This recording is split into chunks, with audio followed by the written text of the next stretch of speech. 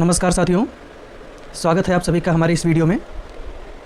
तो हम एक बार फिर से आपके सामने हाजिर हैं लेकर 10 से अधिक क्वेश्चंस की श्रृंखला, जिसमें हम पूर्व में पूछे गए क्वेश्चंस को सॉल्व करने का प्रयास करते हैं और प्रयास करते हैं कि आगे वो आपके लिए लाभदायक साबित हों।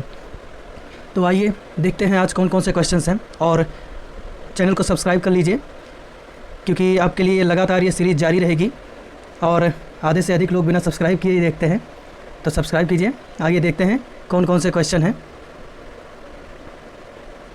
पहला क्वेश्चन है, निम्नलिखित में से किसने राजनीतिक हित के लिए एक व्यक्ति एक वोट के सिद्धांत को प्रोत्साहित किया?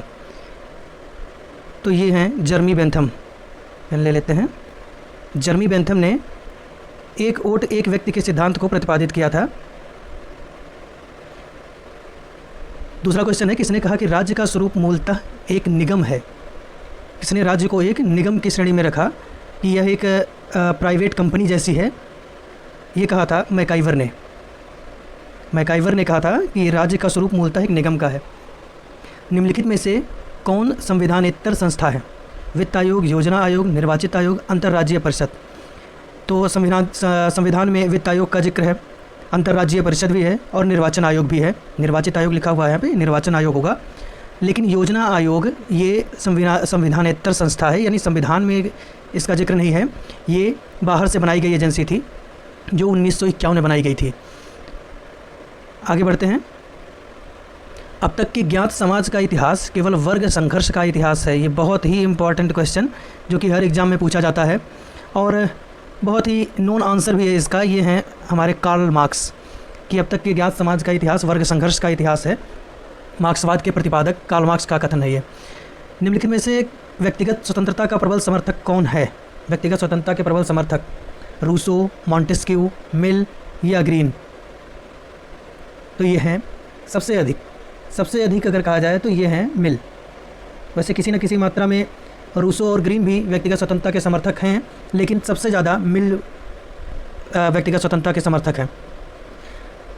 अगला क्वेश्चन, राष्ट्र एक धर्म है जो ईश्वर प्रदत्त है, यह कथन किसका है?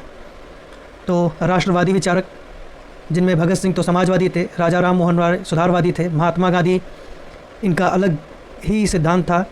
महात्मा गांधी को गांधीवादी अलग ही सिद्धांत कहा जाता है। तो ये बचता है एक, राष्ट्र एक धर्म है जो ईश्वर प्रदत्त है, ये है अरविंद घोष का कथन। अगला क्वेश्चन देखते हैं। ग्रीन के मतानुसार स्वतंत्रता के मार्ग में 3 सबसे बड़ी बाधाएं हैं।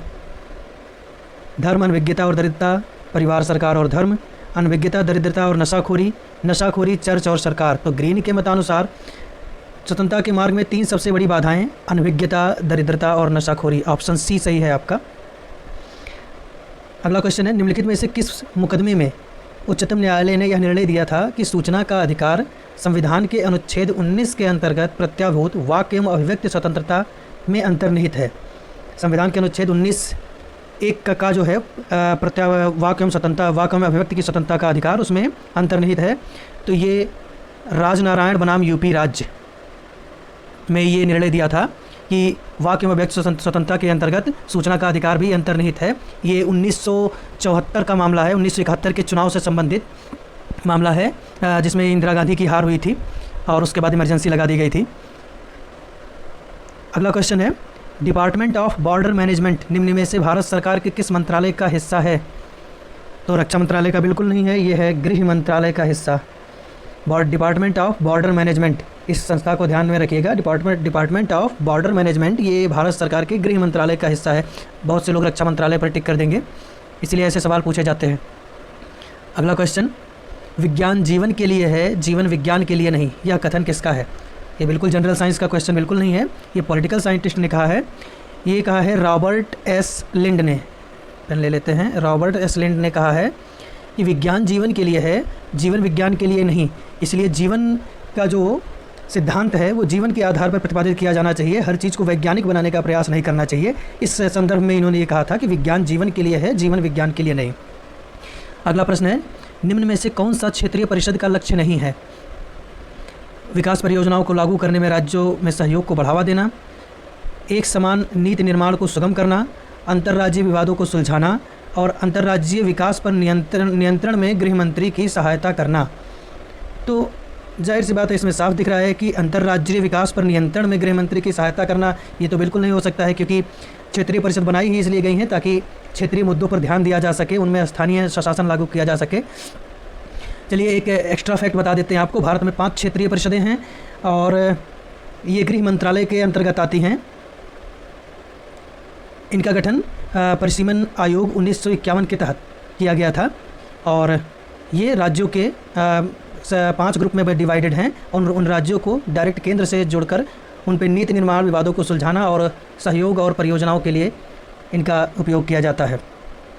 तो फिर आज के क्वेश्चन इतने ही हैं, मिलते हैं फिर से, तब तक के लिए धन्यवाद। जय हिंद।